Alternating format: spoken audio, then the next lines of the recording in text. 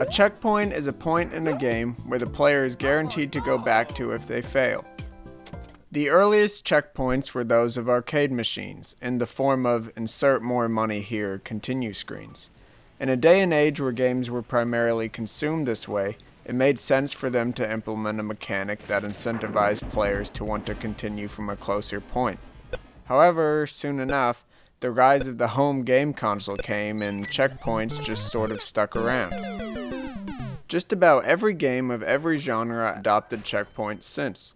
Die in a shooter, go back to the last checkpoint. Miss a jump in a platformer, go back to the last checkpoint. Lose the race, do it again.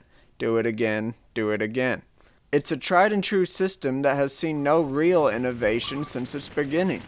There's nothing compelling about having to redo the easy parts of a checkpoint over and over, only to keep reaching the part you fail at and fail again. How many games have those moments that make you say, shit, I have to do all of this again? Oh, now we've got to do the shizzle again! There are games that spice up the checkpoint system.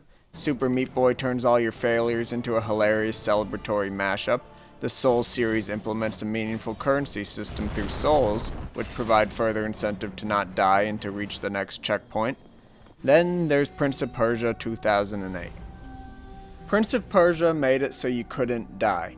If you fell or got hurt, your partner would save you and the game would continue. It single-handedly fixed all the problems with checkpoints. No immersion-breaking game over screen, no having to redo the easy parts over and over, and therefore no artificial length padding, and they had an in-world reasoning to boot. So, why is it almost a decade later, Prince of Persia's bold design choice is nothing but a distant memory? Shouldn't it have stuck around? Well, no. The hard part of a checkpoint is only compelling because of the repetitive slog of having to reach it. Without that slog, it's just a matter of landing the action right with no consequence for failure. At least going back to a checkpoint is a consequence. This is what a checkpoint is. A kind of okay reward for success and a shitty consequence for failure. Let me repeat that. Checkpoints are shitty consequences for failure. Do game developers realize their stakes for failure are having to play their games longer? That's their punishment, having to play their game. Consequence for failure, to me, is the number one thing gaming hasn't explored that it could and it should.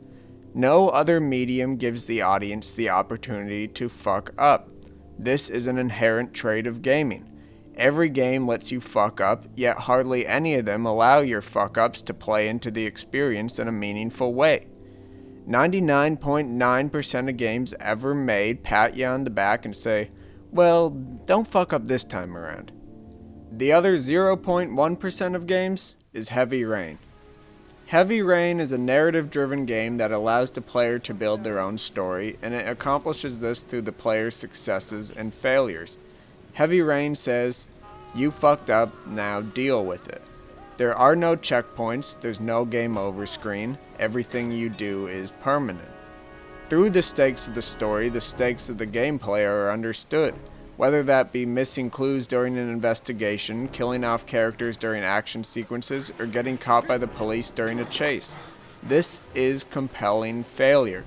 People have their qualms with QuickTime events, but when your character's life is on the line because of one and you can't reload the last checkpoint if you die, it's just about as intense as gameplay comes. Games like Heavy Rain aren't for everyone, but I think if we began to see these sort of design decisions translated to other games of other genres, gaming experiences as a whole could become much more compelling. Last year, I was playing Uncharted 4. In the final boss confrontation, I died. And then I instantly got the chance to try again. Then I died again.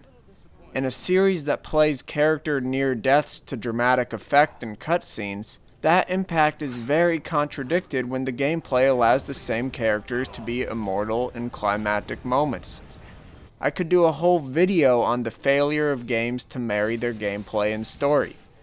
Imagine if instead Nathan Drake got knocked out and had to be saved. Gameplay switches to Sully or Elena, perhaps. Maybe Sam gets free and has to take on the boss instead.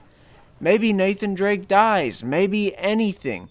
anything but a black screen telling the player to try again. Having varied paths throughout a game as detailed as Uncharted is a lot to ask for.